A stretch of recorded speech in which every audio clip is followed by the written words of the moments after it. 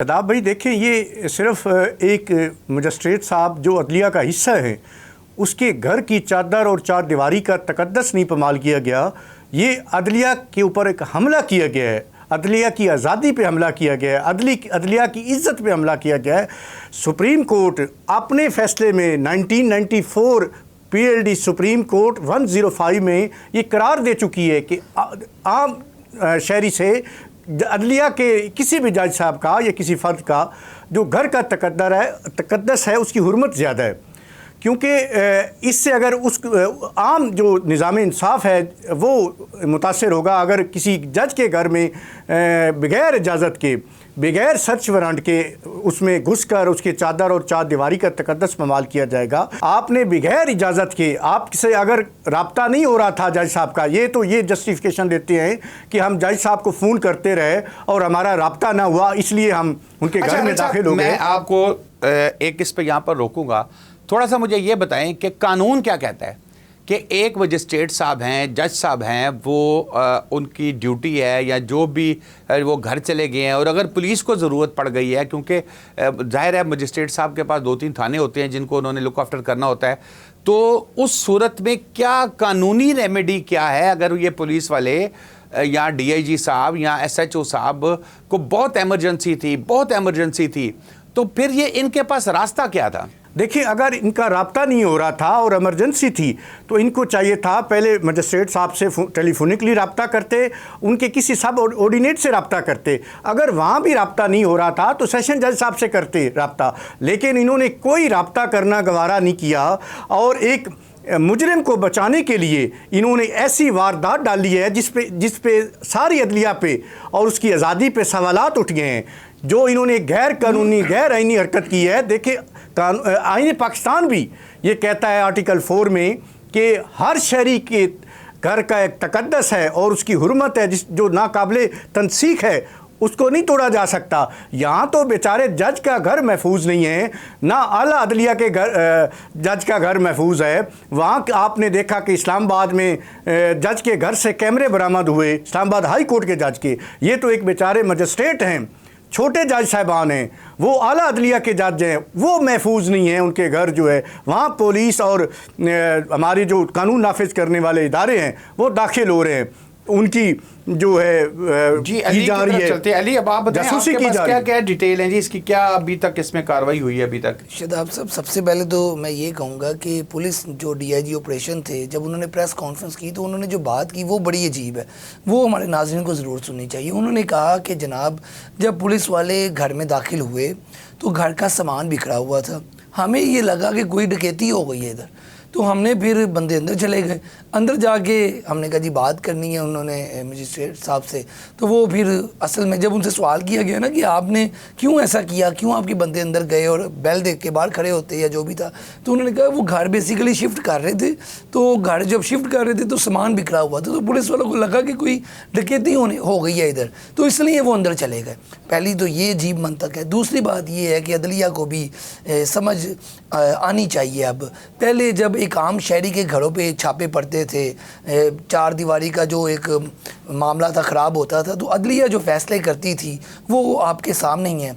ये पिछले तकरीबन 3 सालों में जो अदलिया ने आम शहरियों के साथ की है, जो जब पुलिस लोगों के घर छापे मारती थी, चादर चार दीवारी ख़राब करती थी, अंदर से खवातीन भी उठा लेती थी, जब अदलिया कहाँ थी, तो अब अदलिया के अपने मजिस्ट्रेट के खिलाफ ये बात आई है, तो इसको अब अदलिया को समझ याद आ गया कि ये सारा मामला। रोकूंगा, देखिए बिल्कुल वो जो हुआ माजी में भी हुआ, वो भी नहीं होना चाहिए था, गलत है। लेकिन यहाँ पर मेरा आज इस प्रोग्राम करने का मकसद सिर्फ ये है कि ये एक जुडिशल सिस्टम के ऊपर हमला है।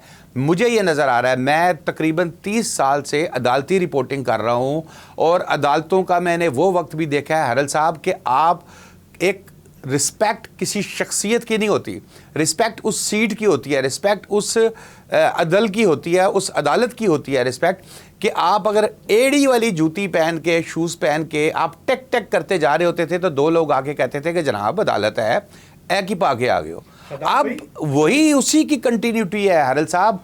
और मैं अर्ज करूं, सॉरी मैं अर्ज करूं एक और चीज ये कि पुलिस को इतना बेलगाम किसने किया पुलिस को इतना बेलगाम? बिल्कुल ठीक है। देखिए हाई कोर्ट रूल्स में ये लिखा हुआ है कि अगर आप किसी भी अदलिया के जो मुलाजिम है उसका नैब कासिद भी है, उसके घर में भी दाखिल होना है तो रजिस्ट्रार जो हाई कोर्ट है उसकी इजाज़त दरकार है। ये तो जज साहब हैं, मजिस्ट्रेट हैं, उसकी घर में दाखिल हुए हैं, इन्होंने कोई इजाज़त नहीं ली, ना सेशन जज साहब से इजाज़त ली है, ना रजिस्ट्रार हाई कोर्ट से इजाज़त ली है।